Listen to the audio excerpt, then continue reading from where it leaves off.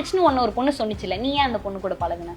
அப்ப உனக்கு அது ஹெசிடேஷன் இருந்தா போக கூடாதுல்ல. என்ன இப்படி சொல்லிட்ட, எனக்கு என்னோட இதுதான் முக்கியம், நீ வேண்டாம் எனக்கு போ அப்படின்ட்டு போகணும்ல. ஏன் பண்ணல கமருதீன்? ஏன்னா அவருக்கு கரெக்டா தெரியும், பாரு கூட இருந்தாதான் ஒரு ஆளை ஓட்ட முடியும் நாட்கள்னு சொல்லி. நீ சொல்றது பார்த்தா பேட் டச்னு சொல்லிட்டு ஏன் ஒரு பையன் கூட பழகணும் அப்படின்னு எனக்கு தோணுது. ரெண்டுமே தப்பு தாங்க. பேட் டச்னு சொல்லிட்டு ஒரு பையன் கூட பழகுறதும் தப்பு தான், பேட் டச்னு சொன்ன பொண்ணு கிட்ட ஒரு பையன் பழகுறதும் தப்பு தான்.